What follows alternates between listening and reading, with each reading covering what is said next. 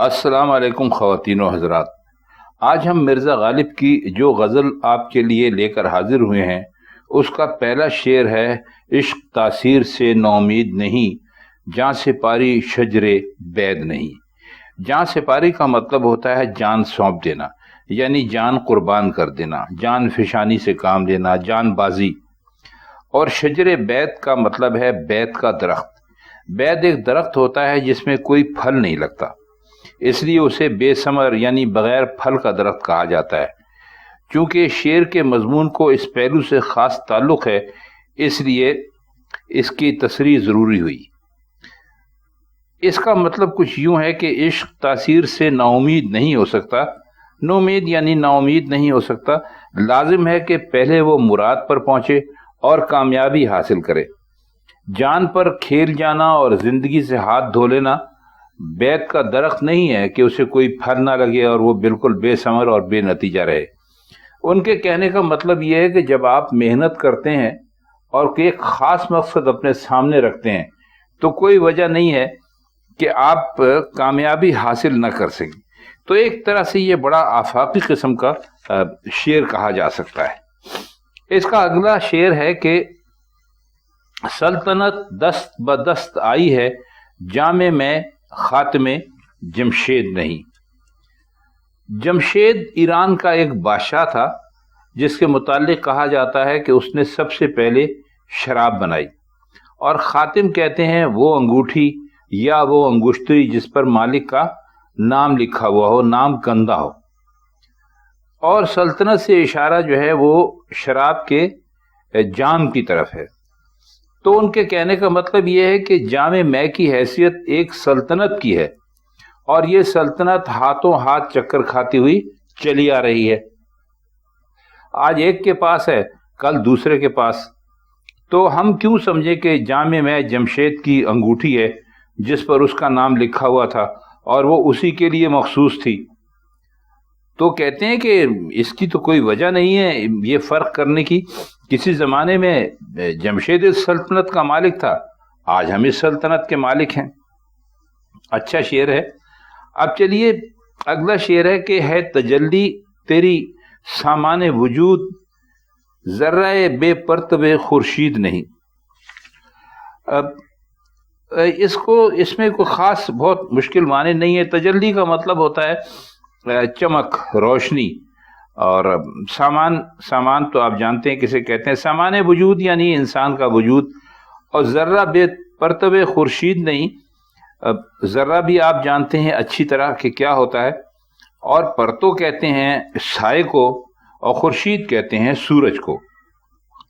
تو وہ کہتے ہیں کہ اے مالک حقیقی یعنی اے اللہ میاں، تیری ہی جلوہ فرمائی سے وجود کو سر و سامان نصیب ہوا.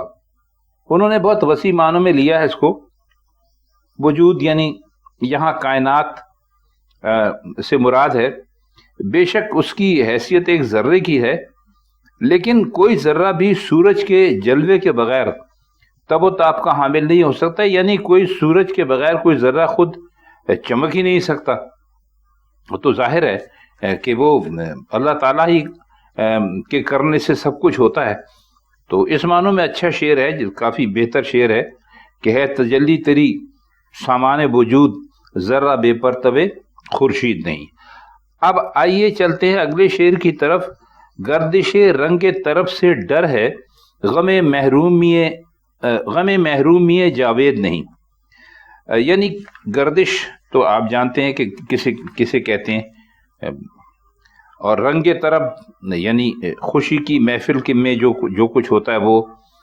اور کہتے ہیں کہ یہ جو غم محرومی ہے یہ جاوید نہیں. جاوید کہتے ہیں زندہ یا ہمیشہ کے لیے ہونے والے کو. تو اس کا مطلب یہ ہے کہ بھید کے معنی پوشیدہ یعنی چھپی ہوئی بات کے ہیں. خواہ پوشیدہ مصلحت ہو یا خواہ پوشیدہ کوئی مشکل ہو، قباحت ہو. یہاں پوشیدہ قباحت ہے. اگر مرنے کی جگہ نہ مرنے کا لفظ ہوتا تو بھید کے معنی پوشیدہ مصلحت کے ہو جاتے. مطلب یہ ہے کہ میرے مرنے میں کوئی پوشیدہ قباحت نہیں ہے، یعنی کوئی مشکل نہیں ہے. صرف یہ غم کھایا جا رہا ہے کہ اس طرح کہیں محبوب کا راز فاش نہ ہو جائے اور اس کی رسوائی نہ ہو. یعنی لوگ یہ نہ کہیں کہ دیکھو اس شخص کے مر جانے کا سبب اس کا محبوب ہے، تو اس طرح مجھے جو اس سے عشق ہے وہ سب پر کھل جائے گا. یہ تو محبوب کی رسوائی ہوئی. خود مجھے یہ تانے دیں گے کہ دیکھو عشق کا دعویٰ کرتا تھا اور اس کی مشکلیں نہیں سہ سکا، تو یہ تانا میرے علاوہ محبوب کے لیے بھی عزت کا باعث نہیں ہوگا. اگر ان باتوں کا ڈرنا ہوتا تو میرے لیے مر جانا کون سا مشکل تھا. میں تو موت کا خیر مقدم کرتا ہوں کیونکہ اس سے غموں اور مصیبتوں سے نجات مل جائے گی.